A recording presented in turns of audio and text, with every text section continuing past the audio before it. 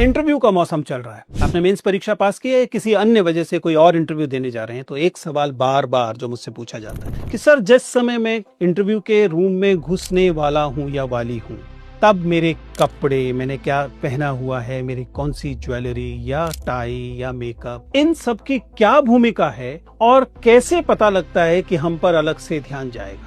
तो चलिए इसको पूरा डिकंस्ट्रक्ट करते हैं। सबसे पहले समझिए कि मनुष्य का जो पहला इंप्रेशन होता है, वह आप चाहें या ना चाहें, आपको अच्छा लगे या बुरा लगे, आप कैसे दिख रहे हैं उससे बनता है। दिखने में आपका शरीर और जो कपड़े आपने पहने हुए हैं और जो आपने कुछ एक्सेसरीज अगर पहनी हुई है, वे सब भूमिकाएं अदा करती है। क्या सिद्धांत है? एक साधारण सा सिद्धांत है। मनुष्य की बॉडी सिमेट्रिकल होती है, इसलिए हमारा दिमाग हर असिमेट्रिकल चीज पर ज्यादा जाता है, क्योंकि हम सिमेट्री देखने के आदी हैं। जैसे ही कुछ हमें असिमेट्रिकल दिखाई देता है, हमारी नजर उस पर जाती है। इसीलिए आप पाएंगे कि हमारे कपड़े भी आमतौर पर सिमेट्रिकल होते हैं, लेकिन जैसे ही कोई असिमेट्रिकल फैक्टर उसके अंदर आता है, अगर आपने कोई ज्वेलरी ऐसी पहनी हुई है जो असिमेट्रिकल है, या फिर आपके कपड़े ऐसे हैं जो असिमेट्रिकल हैं, तो उस पर अलग से नजर जाएगी।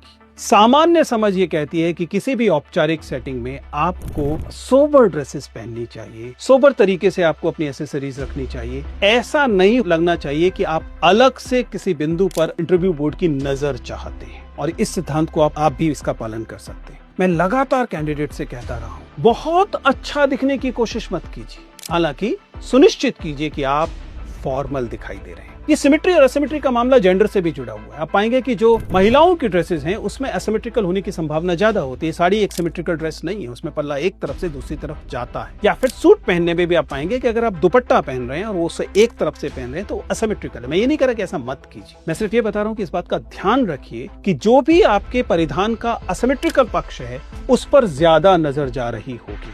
उसी हिसाब से आपको बैठते समय सोबर, एक सहज अपना व्यक्तित्व जो है वो सामने रखना है। आमतौर पर इन चीजों से काम चलता है, ध्यान रखिएगा, यही कलर्स पर भी लागू होता है। ऐसे कलर्स न हो जो कि आसपास की सेटिंग से बहुत ज्यादा कंट्रास्ट में हो। आप बहुत भड़कीले रंग नहीं पहन सकते। कुल मिलाकर आपको सहज, शांत, सोबर, सुदर्शन बने रहना।